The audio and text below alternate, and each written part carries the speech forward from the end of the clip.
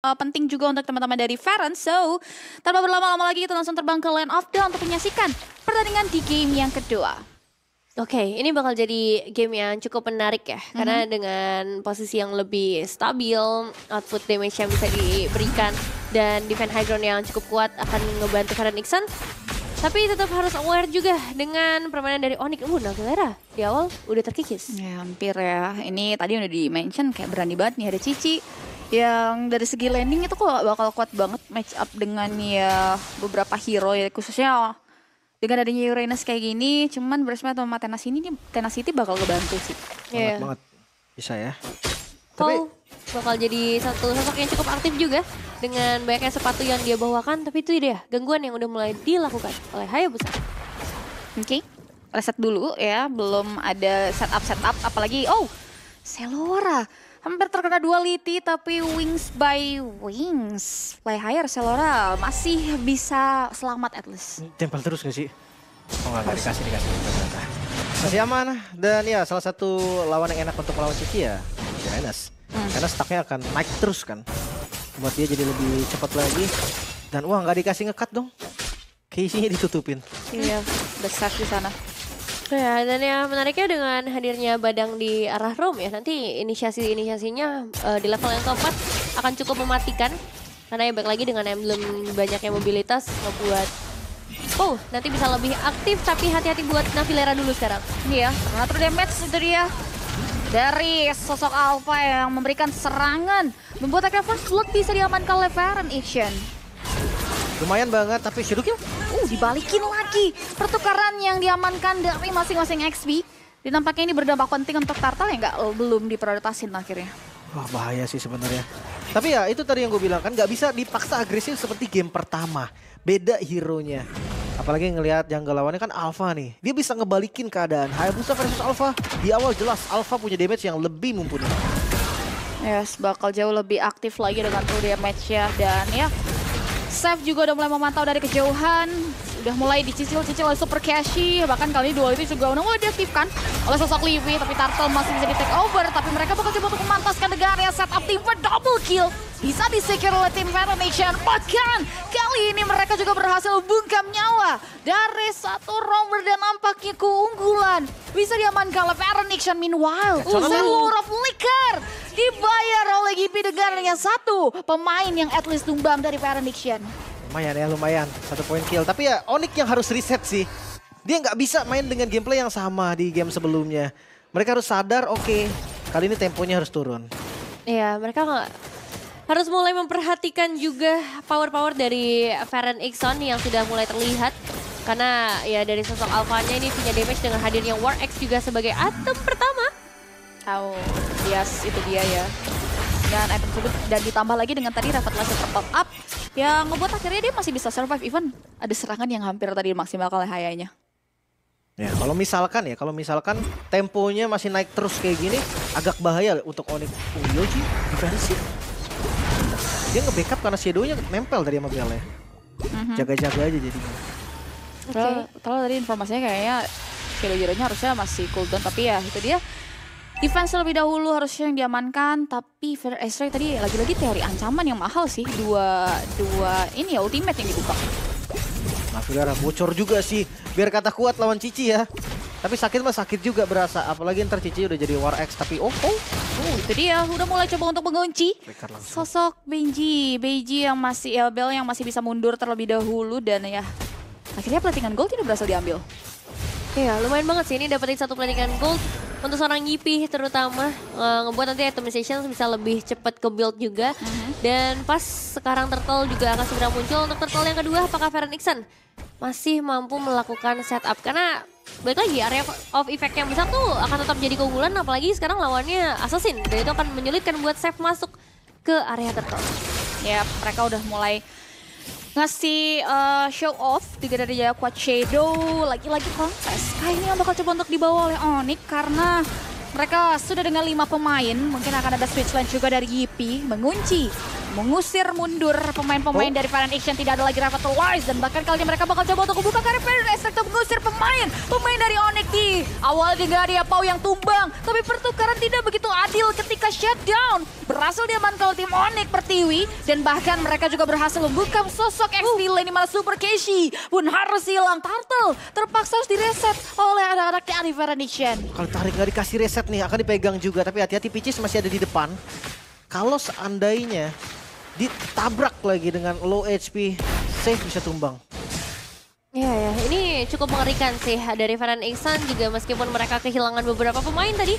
Tapi mereka masih punya output damage yang mumpuni karena dari kedua belah jungler juga dalam kondisi yang lumayan seimbang. Udah mulai di-press terus Navilera. Back on track, tapi untungnya Peaches bisa selamat. Tapi yang nggak selamat adalah sosok Bell yang harus hilang di area bottom lane, dan Navilera bakal coba mulai gocek sebelum tetesan terakhir dari Energy Impact. Namun Impact kehilangan dari seorang Navilera ditukar juga ada Turtle yang berhasil disecure oleh seorang Seth. Tetapi ya, Onyx masih pegang goldnya. Keunggulan masih ada di Onyx. Hati-hati, Feren, mereka yang mulai terbawa nih dengan apa yang ingin dimainkan oleh Onyx.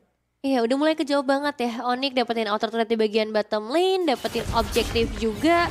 Mereka secara makro mereka menyadari objektif-objektif yang bisa dimainkan. Sedangkan dari Fnatic Action masih agak kesulitan. Dan untuk saat ini pressure dari Onyx mereka akan coba untuk press terus seperti penjagaan push dari seorang Pau di sekitar area orange buff. Yes, dan dengan permainan makro play-nya dari Onyx, kita lihat di awal kayak keunggulan dipegang oleh Feren, tapi gini kayak goldnya pun udah swing ke area Onyx. Mereka memaksa Queen mundur dengan Sphere of Alpha-nya dan udah mulai nge-press lagi di area Shadow Kiro mengarah ke area Super Keshi. Tapi itu dia, tidak ada korban jiwa yang tumbang.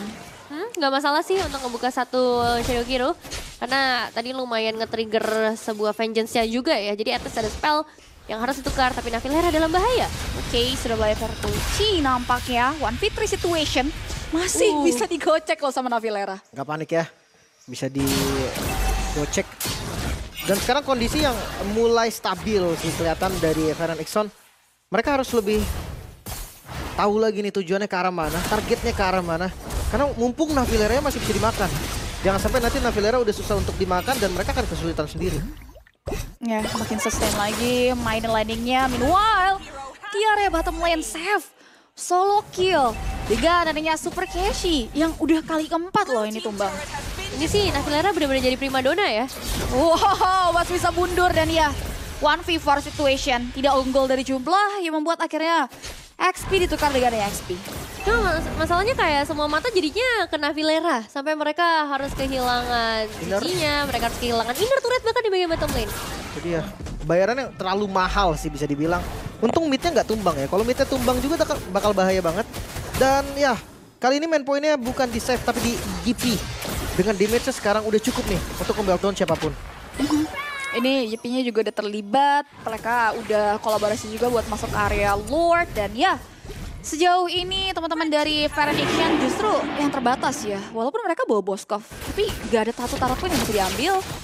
Ini mereka juga udah mulai dihantui nih oleh show off dari serangan dari Hayabusa.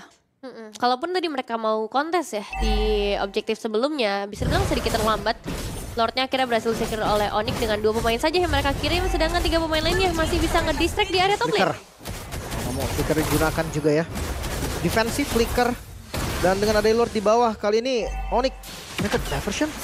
Oh, ini dia diversion yang ditunggu ya. Akhirnya mereka bisa show off posisi yang berani. Dibalas dengan Sphere of Alpha dan juga dapat laser aktif. Tapi lihat serangan yang diberikan oleh Livy. Dan juga sosok Godland mereka harus tumbang. Dan bahkan 3 pemain save. Save harus hilang di area Federal Restriction dibuka. Dan what happened Onyx Pertiwi?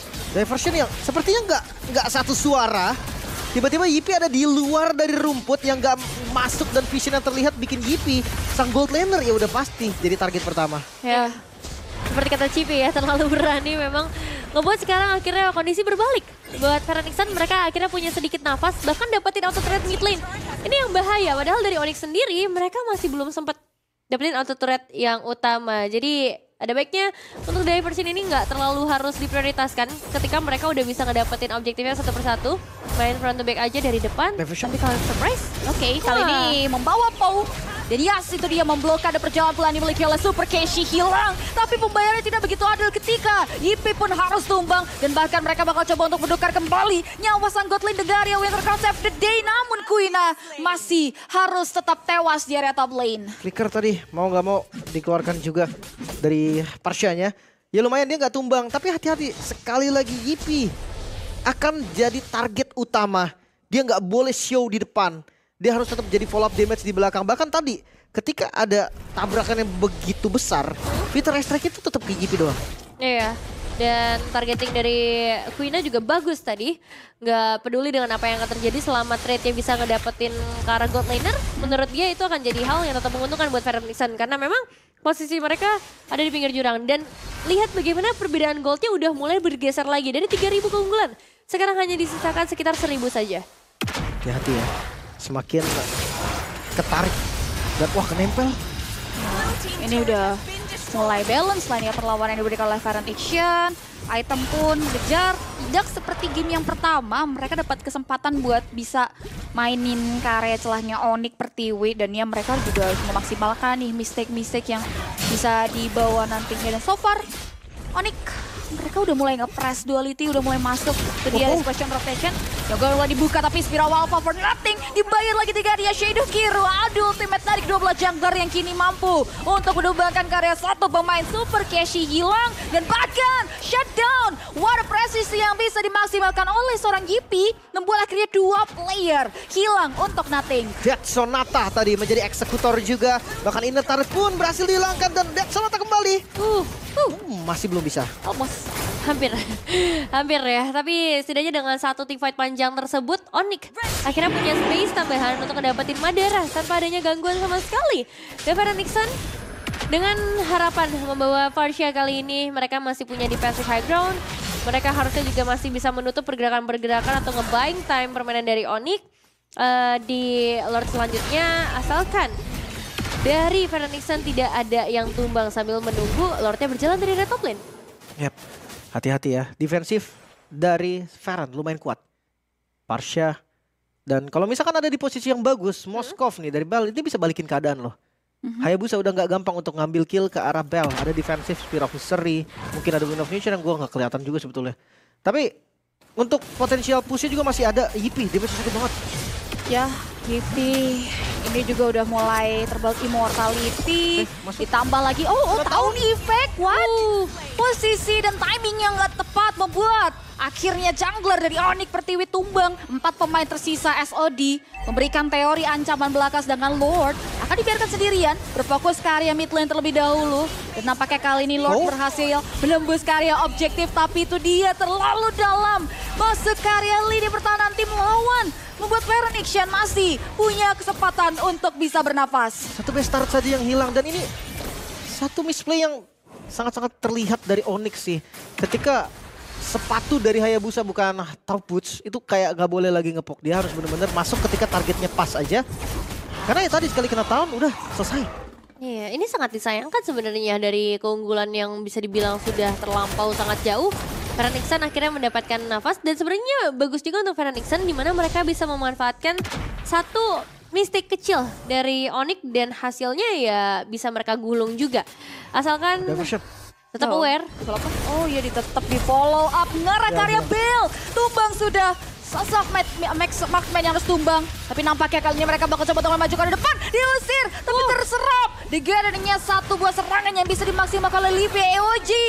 For offensive. Tapi mengarah ke area hilangnya nyawa dari seorang Peaches. Bakal dipaksa sepertinya, best start hilang. Tersisa 3 member saja untuk defense.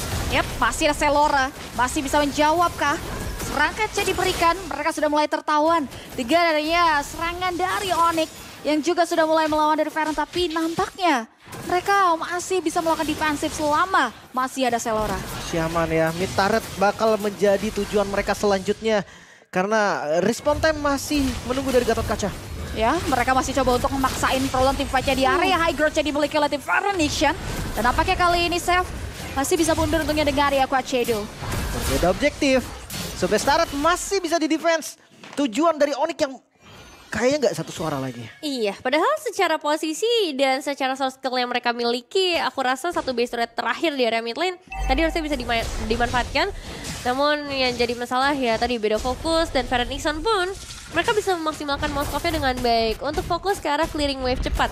Dan sekarang waktunya untuk mulai makan reset lagi. Onyx, mereka punya chance yang sangat besar untuk dapetin ke arah Lordnya, tapi Feren Nixon meskipun chance mereka kecil, tapi bukan berarti mereka nggak bisa kontes. Karena balik lagi, area of effect akan tetap menjadi keunggulan ketika ngebawa draftingnya seperti ini.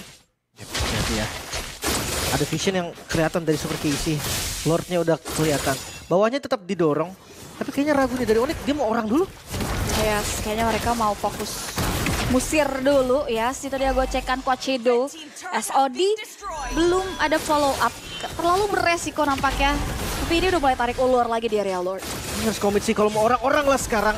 Karena nggak bisa, dua fokus akan susah. Oke, Super Kishi hilang. Korban pertama dari anak-anak Adik Pertiwi Lord. Akhirnya bisa diamankan, itu dia dari Retribution. Double kill dari seorang Gipi. Monster terbal dalam tubuh Pau memang pecah. Tapi lihat bagaimana Livi memblokade jalan dari seorang Selora untuk pulang. Dan nampaknya triple kill Beniak menjadi penutup bagi Adik Pertiwi. Dan nampaknya kali ini Navila juga udah memberikan space. One man standing, looking for Savage. Apakah akan diberikan? Tapi nampaknya Birel masih bisa bertahan. Berfokus ke area high ground. No minion. Buat mereka masih harus menunggu ke area minion. Tapi masih ada, itu dia Onyx. Onyx Pertiwi berhasil mendapatkan match point 2-0 tanpa balas.